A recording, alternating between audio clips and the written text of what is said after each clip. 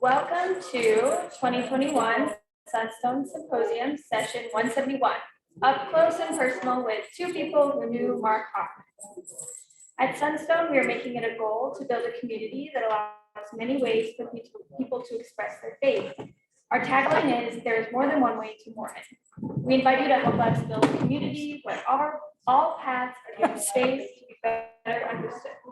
Please support us in our mission by making a donation and subscribing at sunstone.org. After the symposium, Sunstone staff will edit, polish, and re-upload all of this year's session videos to the Hoover app. It'll take about 2 weeks for everything to be available, but once it is, every video will be available to watch and rewatch in the Hoover app through the end of 2021. Please type any questions into the Hoover app to be addressed during the Q&A, or if you're watching in person, we'll open the audience mic for questions at the end as time allows. So that's the mic that will be asking questions, and I'll be checking the Hoover app so I can ask the questions that people submit there. Thanks so much, and I'll hand it over to you. Hello, everyone. My name is Tonya, Reiter. I have the privilege of introducing the two people on the panel tonight.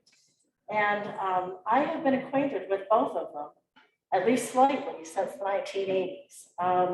You may recognize Dorie and Shannon from the Netflix series Murder Among the Mormons. In the series, both of them talked about Mark Hofmann, a man who played significant roles in their lives. They were both interviewed by Tyler and Jared and participated in that. Dorie as she likes to go, Olds, met returned missionary Mark Hofmann at Utah State University in the late 1970s while they were both students there. They married in the Salt Lake Temple in 1979, but returned to Logan where they lived until shortly after Dorie, and I'll put this in quotes, discovered the Anton manuscript in a Bible that Mark had bought. Mark told her he intended to make document dealing his full-time occupation, and they moved to the Salt Lake Valley in 1980. Mark and Dorie have four children together, 1 son and 3 daughters, and 12 grandchildren, I think you told me, Dorie. Next comes the part of the story that many of you know. As Mark's dealings became increasingly complicated and he was under more and more pressure to produce the McClellan papers, he murdered 2 people with homemade pipe bombs, followed by detonating a 3rd bomb in his own car. He was arrested several times, but on January 23rd, 1987, he was arrested for the final time and was incarcerated soon after. Dorie divorced Mark in 1988, and he has removed her from his visitation list.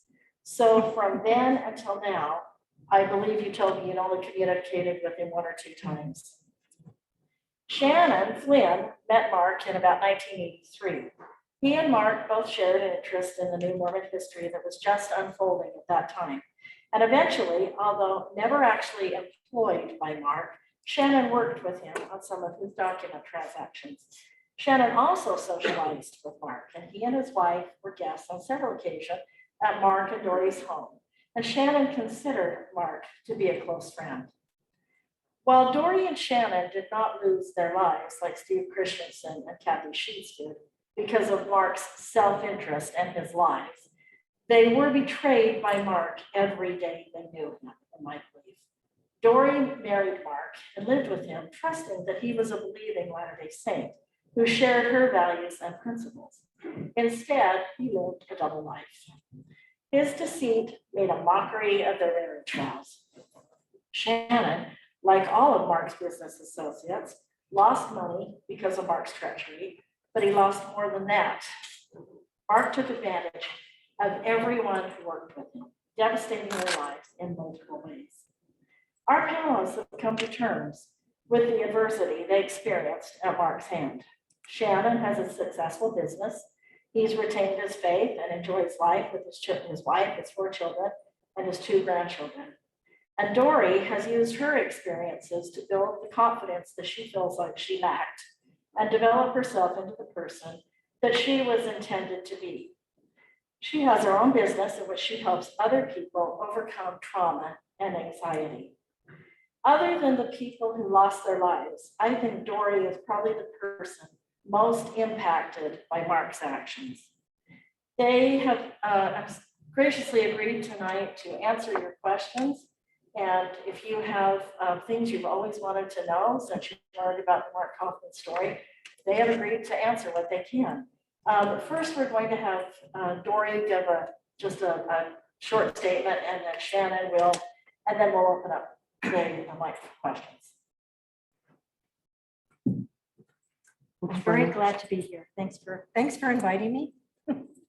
And it's like I'm not even sure what to say. I've been thinking about this a lot, but I have built a life. I do have four children who are married and have created their own life.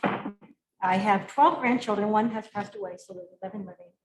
And throughout the years, I've just been supported. And one thing I was left with, one thing that was created for me, one big gift that I was given through all of this was I felt the love of God. I felt protected. I felt supported, and I have actually had my testimony grow, and I feel more connected with that source, with God, than I was before. And I know that going through this adversity has helped me with that. So that's the biggest takeaway I have from all of this, is that when we have bad things happen, it doesn't mean that your whole life is ruined or your whole life is bad. Okay, thank you. You can both. Okay. So that was the biggest gift I came away with. I came away with more confidence. I came away with more knowing that I mattered, even though all the things that happened looked like I didn't matter. And I have created, it's like I created a whole new life for myself. I created a whole new me, is what it feels like. And so I'm in a whole different place than I was when I was that timid person that was married to Mark. So I don't know what else I want to say about that, but it's I feel like I'm a lot different person. I don't know if you other people can tell me that I have a lot more confidence than I used to have. Any questions or anything? I'm not sure what. You Well, want to let's ask a hear question? from Shannon, Okay. and then Howdy. Okay. Why is it only old people in here? Don't get it. There's no We're not old, right? 25-year-olds that wanna, don't get it. Oh, well.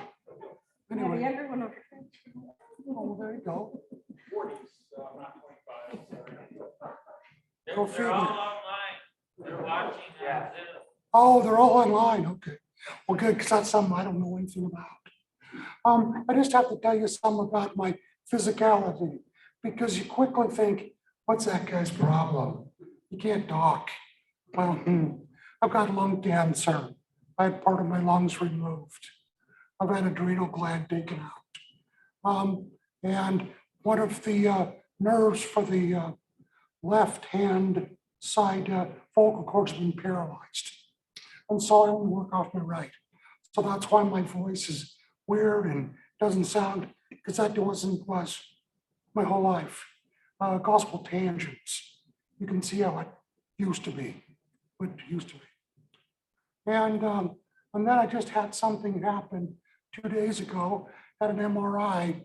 Come to find out there's something in my head right here. Just found that out 2 days ago. And as a result, it makes my speaking, I have trouble speaking. I have to keep asking her, what? It's okay. What's that word? And that's why I'm not bad. I've got something in my head. But anyway, so that's kind of why why I'm strange my way. I too am one of those strange people that came out of this with, that still goes to the LDS church, has ever since, still do. Of course, I look at it a lot differently than most members do. And my thing in life is church history, so I'm extremely different than almost any, most members and that sort of thing, but still keep it that way. But that episode, that whole thing that started on October some date, 17th, thank you. 17th, 1985. Changed us like we didn't think possible. We had no idea. And I think it was the only one of the group that I know of that got put in jail. So I got a spec, I can tell you what it's like being in Sully County Jail for 3 days. And of course, it's just changed our lives. Something that I can do here tonight for you, but I don't want to spend a long time at it. And this is why. This thing was just going to be me, just me. And the thing I got, it said 520 Shannon Flynn to be determined. So I sent an email. I said, what am I supposed to do? Oh, you'll be great. You'll be wonderful. I said, you want me to come? It'll be wonderful. And so after a week or so, week and a half or so, 2 weeks, I finally called Dorie, because I thought if there has been one person that lived this more than anybody, that has had the least amount of speaking, it's her. And so that's why I got Tonya. You think, who is she and what's her problem? Well, she knew the Hofmanns, not tons, but had been to their house. And of course, they were extremely close friends with Lynn Jacobs. And so yeah, she actually knows what happened in huge amounts. And so what I want this to do now is I'll be happy to solve, to fix problems. The movie has lots of problems. Things that went on, it didn't happen. He did stuff in there, it didn't happen. And I can explain to you what they were and why they were done. They were done that way. But I really want as much time go to Dorie to let her talk about what it felt like for a woman to be almost be kicked to death. Because the men did. They always were up front. Nobody heard from the women except for her and today. So you can hear what that meant for a woman to just dull. I can starting to say questions you need to ask her. So I'll stop and here's a question somebody's going to get to. Mark did stuff, got in his car and took off and did this and did that and something all the time. He stayed home with the kids. Mark came home and did something. She stayed home with the kids. And because who was going to take care of her? See what I'm saying? You can find out some stuff. Don't you think? Yes, Tonya? absolutely. Okay, with Did I talk that, too much? no, with that, we'll open it up for questions. So I have a question for Dorie. And it seemed to me in the movie, they were really protecting your children. And I wanted to know, how are you able to manage their lives, teenage years and things with everything that happened? Because I'm sure that had to have been traumatic to them. So I would love to hear your insights on, and please feel free not to share things personal, but just what was that experience like for you to help them navigate their teenage years and childhood? It was an interesting experience. When I announced to Mark that I had filed for divorce, he was very angry and banned me from the prison. Well, that gave me a very big dilemma because I was bringing my children out to see him and what to do now. And the solution was for his mother to bring them out, his mother to take them out to be with Mark. And I knew when I was looking at the decision, because I had to sign the paper for the prison to say, can they be taken to visit them? And I knew that this was a no-win situation, because if I said no, you cannot go see your dad without me, I need to be there, then I would be the bad person not letting them see their dad. If I said yes, you could go, I knew what would happen, which did happen, and he would fill them with lies, and they would believe what he said, and that would be a big problem for me. And that's exactly what happened. I ended up deciding it's better off that they see them. I took permission. His mother, who was not happy with me, who told me that she knew all of this happened, it was all my fault, and that she couldn't blame her son. And so growing up with my children was a very interesting experience, because they would come home to me and say, this is what Dad said. And I would say, no, this is what the truth was. This is what really happened. This is what went on. And they wouldn't believe me. They would believe him. And you think, why would you believe someone who's in prison for lying? But that's what happened. And so my relationship with my kids is very, I want to say troubled, very troubled. I told them when they were teenagers, and I did say, you need to live your life. You need to decide what you're going to do. You need to go just do what you want to do and not be concerned with all of this. Yet they did have troubles. They had teachers that would mock them at school. They had children they couldn't play with, neighbors that wouldn't associate. There was a lot of shunning that was happening. And so it was difficult. Yet I had good friends. I had good neighbors that welcomed me. They had good friends. So we did have a support group. And it was interesting to go into church and be told by one person, you shouldn't be here, you're contaminating the church, you need to leave. And then by other people saying, please, please don't leave, please keep coming to church.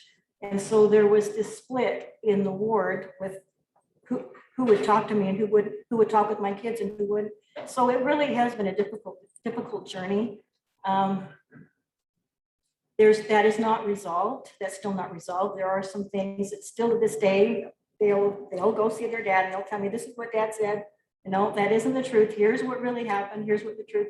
So that is not resolved. And I did the best I could with just telling them the truth and helping them with that, with just knowing what was real. I don't know hopefully when they're in their 40s, maybe they'll, my oldest is 40 now, but hopefully they'll get that spiritual awakening and say, maybe I need to talk about this. But it's been a difficult journey with that, because they get a different story from his mom and from him than they have from me. And so it has been difficult, but they have all married, they've married and they've had good family spouses. My one daughter has got divorced and then she's in another relationship. They have good people and good families, and it's just, you got to live your life. You just have to go and live your life. And when people say something or do things, you just have to say, okay, that's their problem, and just go on, because you can't stop your life because of other people. But the journey's not over with this. There's still a lot of unresolved issues with it. Dorie, how old were they when Mark went to prison? The oldest was 5 and the youngest was 6 weeks. So. Just to say, oh, sorry, because I brought I had one child then. She was 1 month old, right there. So she got to be a kid that lived through it too. But we did it differently. We moved to Arizona, but her mother, wow. If Robin was here, you could kick me out of the room. Just let her talk. Same thing. Thank you. Can anybody elaborate on any specific shortcomings in documentation? Appreciate it. What's that? Elaborate on shortcomings of the film of Murder Among the Mormons. Oh, sure. Well, yeah, I could go on all day and I won't. But it's just simply this: when Jared Hess came on, they started putting that thing in front of the big studios. And we was stuck with that for a year, and they couldn't get anybody to take it. They wanted 6 hours, and then Netflix would only agree to a 3-hour. As a result, they had to take this story and just like that. So they had to do things with it that made things weren't true. There's a scene where they're driving a car, and it's supposed to be me driving and Mark shooting a shotgun out and it's skidding around. Never happened. Because you see, they don't care. They want to make something cool, interesting.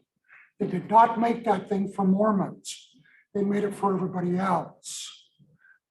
With me, taking a picture of the salamander letter on a coffee table in the Hofmann's house never happened. It was done with Jane. No, Oh, Lynn.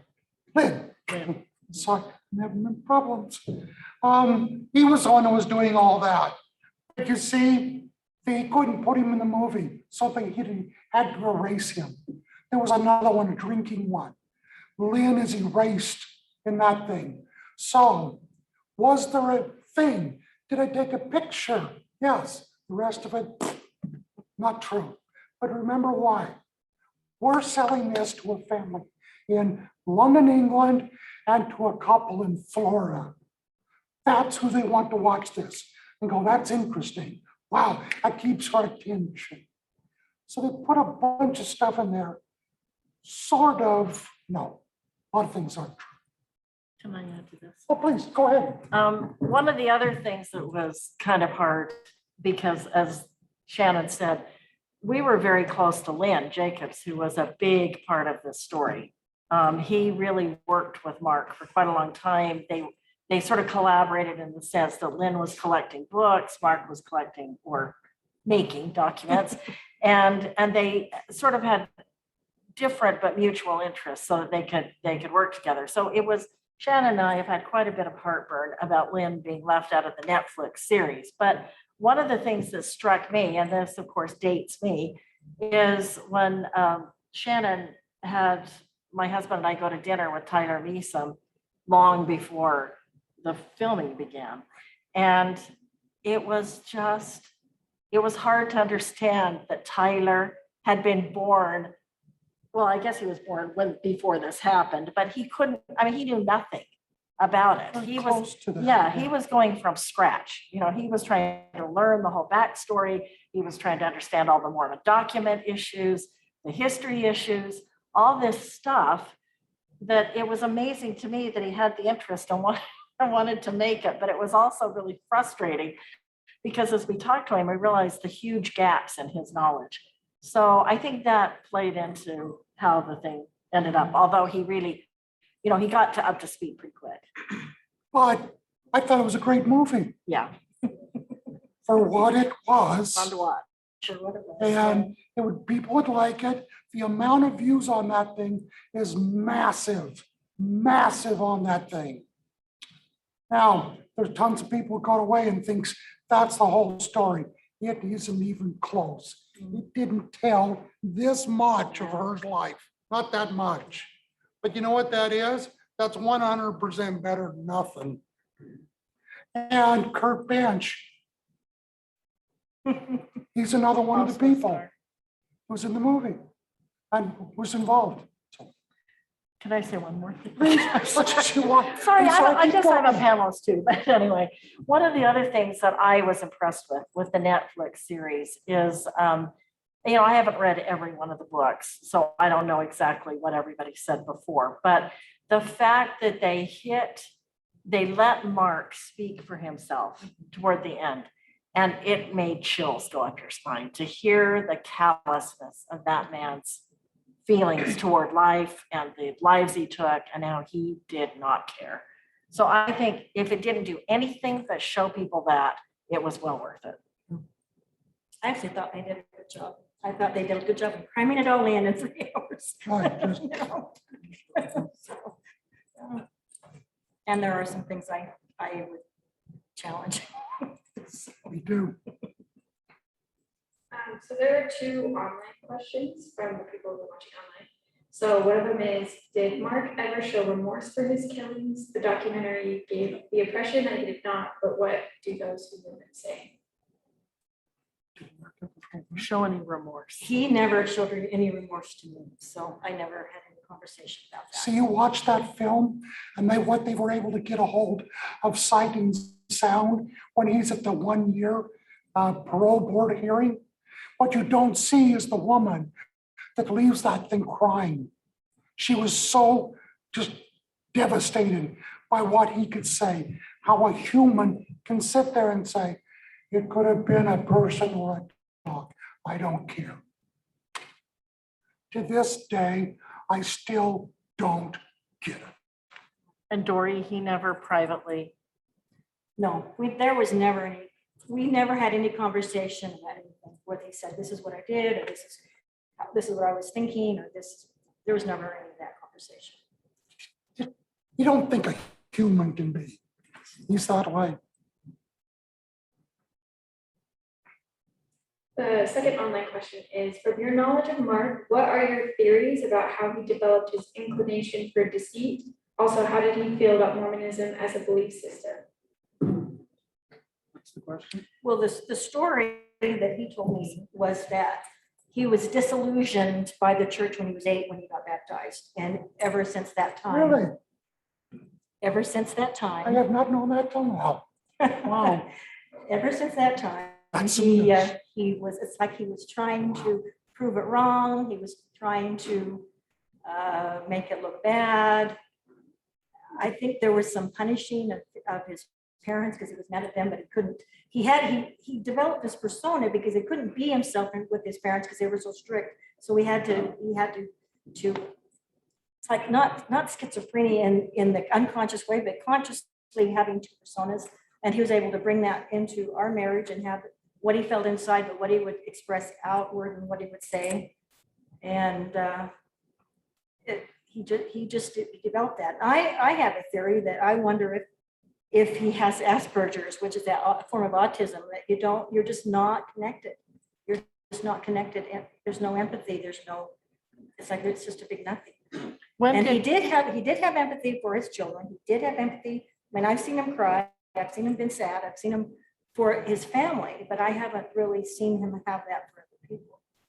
when did he tell you that about his 8th birthday and the It was a letter. disillusionment? He wrote me a letter. After he was in prison? Really? I have the letter. Yeah, So- very I lose interesting. that. And as far as his belief system, I think you could talk a little bit about whether he had any belief in the LDS, Sure. religion. You can talk about that, right? Wait, who is that? Who is That, well, he can wait a second. Go ahead. Well, the answer to that question, he considers himself agnostic. I consider himself atheist. Oh, So he's atheist. he said he's agnostic. He's open, but it's like, no, you're not. He's never like this. So Kurt, sorry. Hi there. I wanted to say, first of all, in that documentary, I don't know how long Dorie was interviewed. No, you were interviewed for about 9.5 hours. I was interviewed on 2 different occasions for a total of about 8 hours. How long? about 4. 4 hours. So you get a teeny smattering of what we told them, and then of course you multiply that, the whole story. It's amazing they can tell it all in 3 hours.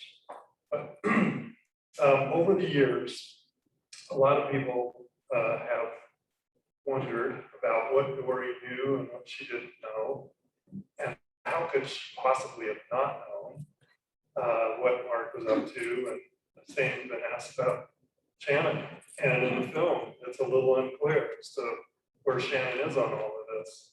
So I wanted to just say, I do have a question coming, but I think it was the 20-year anniversary, Dorie, when we were on that panel with George Throckmorton, and I believe that's where you said that you had been asleep during that period that you were with Mark.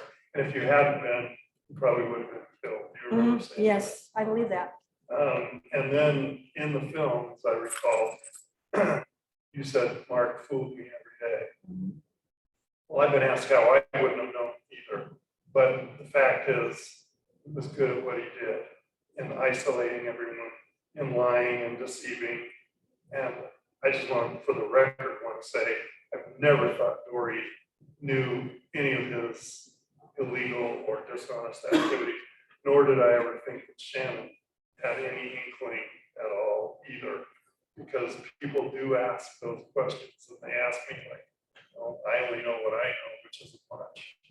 But so what do you two say to people, if that, maybe that doesn't even come your way personally, but what do you say about how Mark could get away with this for so long and not have anybody see through that. So you as his wife at the time, and you as a friend and business associate, Shannon, what do you tell people as to how he did fool you or what you did about it? One of the first things that happened with when that came out was that a lot of women came up to me and said, I didn't know either, and it helped them feel better. They didn't know because I didn't know. So there are a lot of women that don't know what's happening in their lives with their husband. There were things that were about funny. There were things that weren't right. There were things that were like, something's going on here. And I would try to figure out, and every time I would talk to Mark about anything, he would always just come up with another lie, another story, another putting off. And I didn't, at that point, know how much he was lying to me. Some of these realizations don't come till later. But the thing I say is, why do FBI people hire criminals to help them track down criminals? Because it takes a criminal mind. And when I'm with my husband, who I know loves me and is there for me and for our family, I'm not thinking that he is creating pipe bombs. I'm not thinking that he's looking at destroying people's lives. I'm not thinking, that was never anywhere in my thought process. Why would I even think that? And so I think that's one of the things is I'm looking at helping people. I'm looking at you be loving and you be kind, and that's where my focus is. And yes, there were things that I'm looking at, like something isn't right, but I don't know what it is, and I don't know where to look, and I don't know what to do about it. So there were there were feelings that something was going on, but I didn't know what that was. Shannon? Oh, yeah. Well, what you ask is one of the really difficult things. And you just have to be able to understand that Mark has the capacity to never tell other people particular things. And it's odd to do that. Somebody that wins the lottery, I don't know of a human on earth that could win $5 million and never tell anybody. But Mark could. So he had something in him that way. He wasn't a terribly bad person on the outside. I never saw him shoot a gun at somebody or steal something from a store or get in a wreck and run away or things like that. So I never saw him do things that you would see other people do. It's just the way he is. Now, did he have a back way of thinking? Yes, he did. Did he have a capacity? Yes. Now, sometimes I'll be in things that I'll hear women, that makes me so mad. I know what everything my husband does. He doesn't anything without him. I know. And I thought, man, you're the first one I want to walk behind your husband, because he's probably the one that gets away with more crap than anybody. So it's just, we're not crazy. We're just regular people. We didn't see it. I'd like to add something too. Sorry, I keep butting in, but I didn't know Mark extremely well, but I spent a bit of time at their home, and I spent a little bit of time with Mark in the company of other friends of mine. And after the bombings, I had a knock on the door, and it was the ATF, and they wanted to interview me about what I knew about him. And I remember sitting there and telling them, there is no way that this man could have done such a terrible thing. I've seen him with his children. He is the sweetest dad on earth. And that was one of the things, that he could turn it off and turn it on, because the life he was living was so completely a second life. And then he had the hidden one, and the hidden one was hidden, I think, except for a couple of hints to a few people. Okay, thanks. Yeah, I had heard from somebody from a source. I don't know if it's reliable, but somebody had said that after the Hofmann thing started to come to light, that curator of the University of Utah Marriott Library up there went through some of those archives and found some razor cut pages from some of the documents that were missing. Or yeah, some things that, is that true? I don't know. Scott will answer that. Scott, do you want to take that question?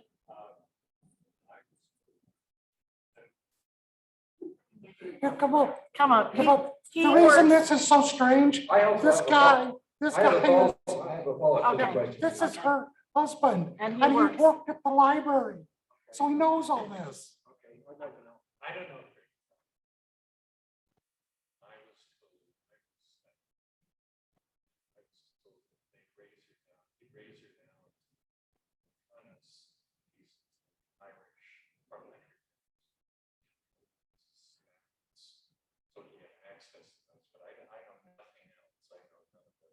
So you don't know if that's. I don't know if it's true. It could be true. Maybe true. I was told some things he cut, they were not the stats. I don't know if that's anything now of material special collections. It is true, because he had me take the books to the library. He said, take these books back to the library. And I said, okay. So they were big, heavy books. And then he said, what did you do with them? And I said, I put them on the counter with the librarian. And he says, what? Why did you do that?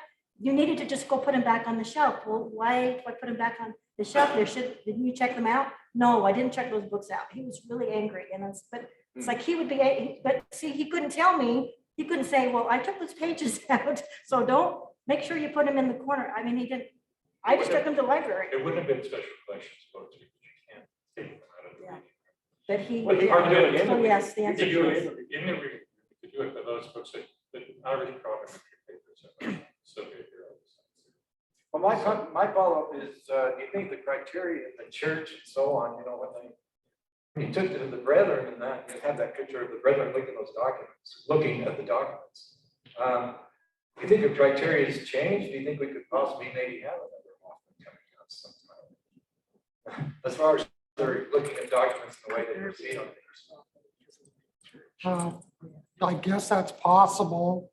I tend to think not, because almost any institution are very fastidious. But is there some crazy person that just goes their whole life? Maybe. Well, he was one of the best that's ever, as far as being able, you know, to change documents, he was one of the best that's ever did. Maybe. My question has to do with your children and also Mark's parents and what they believe.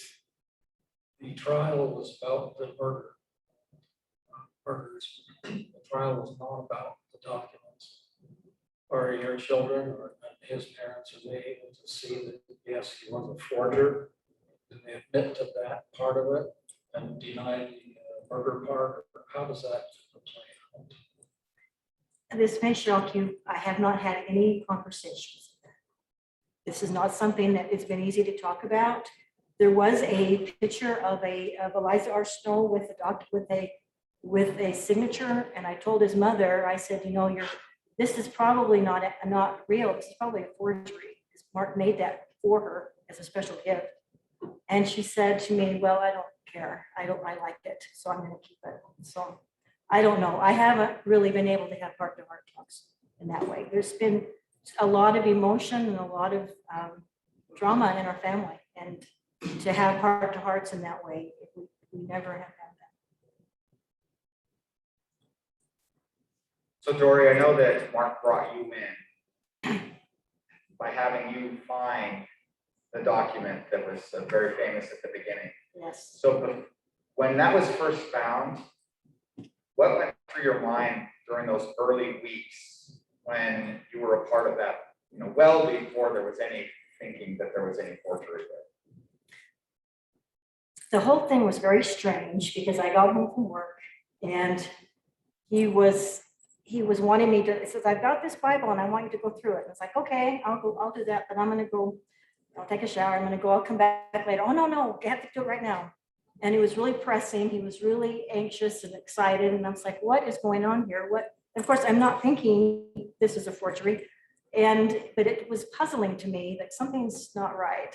And then when I did, okay, you just give in to him because he's so insistent, has to have his own way all the time. And so I did, and I threw and I said, yep, there is something here. And I remember it was all black, and I showed him where it was. He's like, wow, this is really interesting, but something didn't ever sit right with me, but I didn't know what to do with that. It's like but it was interesting to watch the whole thing and to have it be, to have the hoopla about it and to have everything. It was kind of surreal to have all the media and everything going on. And it's interesting to look back on that and say, yeah, there was a part of me that knew something wasn't right, but I couldn't put my finger on it. And I think there is the truth that I was protected, and I felt that multiple times. And I think that it's like having this cap on my head where I just couldn't get out of and really see what was happening. I think that did save my life. I think if I had confronted him with anything or found anything or saw anything, I think I would have been killed. I didn't think that in the moment, but I look back now and I think that's true. So I was protected in not seeing what was really going on.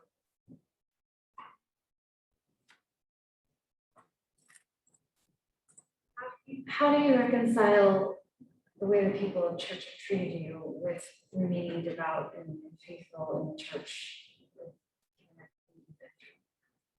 Well, I have two spectrums.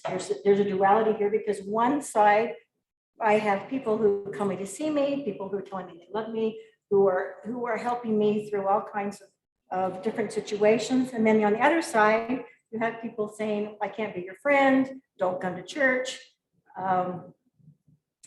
And mean or upset. And I had to just look and say, where do I need to be? Where do I need to be and what do I need to do? And when it was Friday when he was arrested and taken to prison. And so Sunday morning came and I thought, well, you know what? I just don't want to go to church. I don't want to go. I don't think I'm going to go today. I'm just going to stay home. And I had a really strong, voice in my ear. What I heard first was laughing. And I think it was someone laughing with a 2-year-old. I just don't want to do that. And someone holding a 2-year-old going, okay, you have your little tantrum. And then it was very clear. It's like, you get up, you get your kids dressed, you go to church. And which I did. And I was late. I walked into the back of the cultural hall. And as soon as I walked in, I heard this, Dorie's here, Dorie's here, Dorie's here, all the way up the front and all the way up the back. I'm like shocked that I'm there. And immediately people jumped up and they took the children, and then I had just had the baby. And so there was a lot of love expressed to our family. There was a lot of love. The bishop was amazing, and there was a lot of hate. And that's been the duality ever since. And in that duality, you get to say, where do I want to be and what do I want to do? And I trust that feeling inside. Where do I need to be? What do I need to be doing in spite of what anyone else is telling me or whoever else is attacking me or being mean or whatever they're doing, because I've had both of that. And so that was I just chose to see the light and the love. And that was where I needed to be. And so that's where I am. Here's another online question saying, Shannon, have you considered writing a book or been approached on helping write one? If so, what type of angle would you try to present and what gaps are there in the books already out? Write Write a book. Would you write a book? If you wrote a book, have you thought about it? Have you been approached to do it? And if you did, what would be your angle? Oh, no. Could you fill in things? Well, I couldn't right now because I can't do anything. I can't even do anything anymore. But I have thought about it. And I'll tell you a little secret here. You're the first people to hear it now. I could if it came out as another, what's that one? What's the date of that? To Kill a Mockingbird? To Kill a Mockingbird. Yeah, sorry. See, I couldn't write something that's just sensational. But I think it's a good story that one could talk about, where you just talk about people and the way they live their lives. And so maybe sometime in the future, I don't know, it'd be hard. I think it would be, make a huge difference if I could ever get in at the prison again. But he doesn't need anybody right now, does he? You know what? People ask me all the time. I am the last one to know. I have no But your idea. kids never go? I do not, they do, but I don't talk to them. Oh, so they do some, but They you have, don't they, know how much. I don't know how much because it's something we don't talk about. Because they, whenever they would tell me, I would say, what did he talk about? And then they tell me, and then I'd say, that isn't true. And then we'd have an argument. So Oh, we don't talk about So it could be a month or a year, I have no you idea. don't know. I don't know. He doesn't get a lot of visitations. I don't know. I just wouldn't want to be part of some, just the same old thing over and over and over again. But I think that there's some stuff about humans and the way we live our very hard life. It could be good. Dorie, in one of the interviews post the production on Netflix, somebody had mentioned that the father of one of the people who died actually paid for a suit for one of your children's mission. And I didn't know the backstory to that, but I thought that was just a very kind thing to do that just helped with one of your children's mission. I didn't know if it was true or not, but I thought I'd ask that question. Okay, I'll tell you the story. Okay, so I am working in an office building. And in that same office building was Judge Reiter, who was part of was involved with Mark and the prosecuting or something with the judge. I'm not using the right words, but he was involved What with was his that. name? Judge Reiter.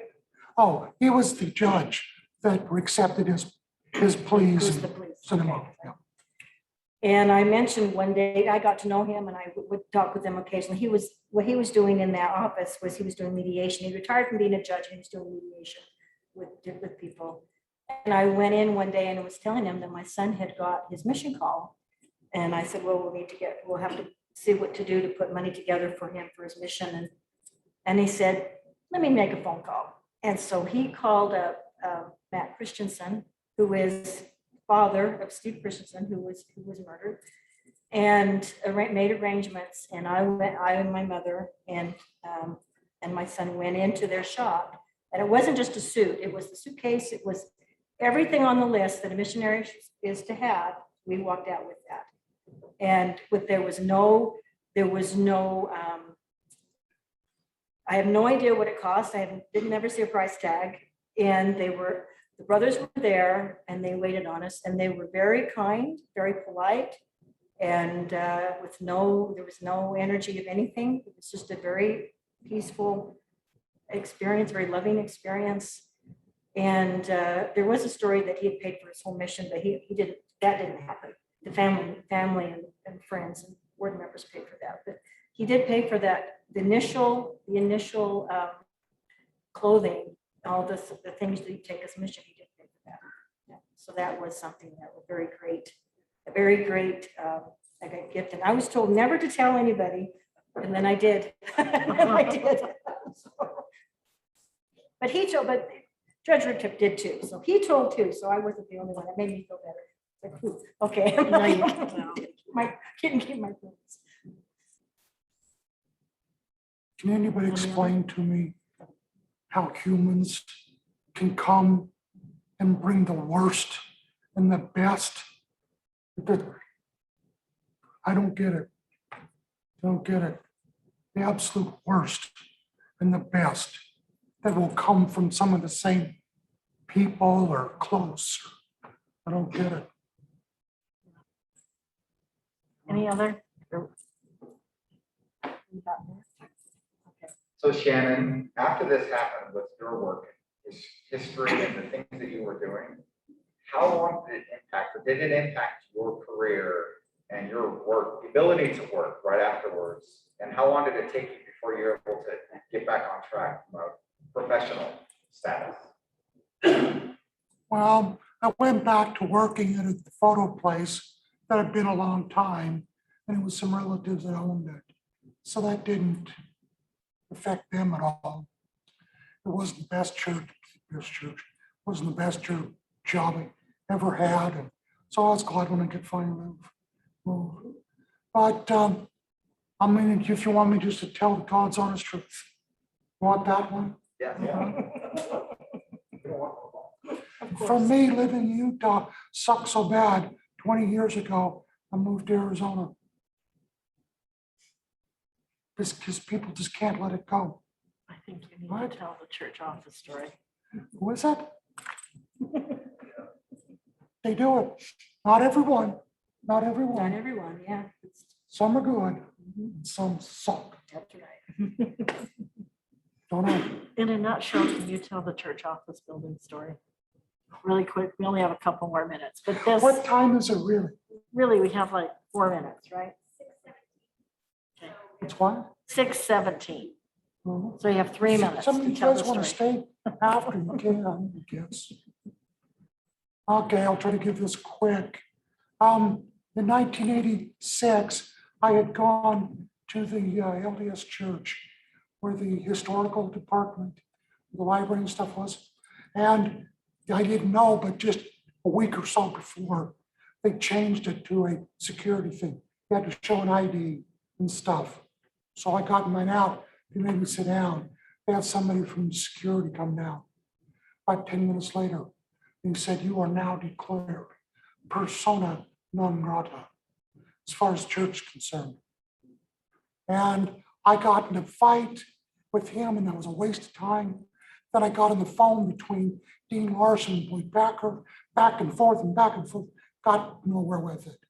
To this day, I am still persona non grata. Now I can go and show my temple record as my ID, and they tell me to get the hell out. Go figure.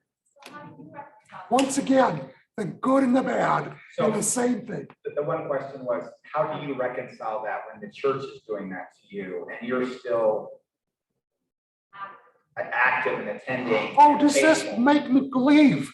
Absolutely not. Because guess what? God runs that church, not them guys. So long as I'm squared with God, I don't give a flying crap what they do or say. But it's the right thing, I'm with them, 100%. When they do something wrong, I'll step back and think, I won't do that. No, that's how I live with myself. Dorie, do you have any last words? I agree with Shannon. So where do I need to be and what do I need to do? And I'm not concerned about what other people are doing. And it's like the ultimate relationship is with you and God. That's it. So I totally agree with that. Okay. Okay, with that, we'll end. Thank you, everyone. And thanks for listening.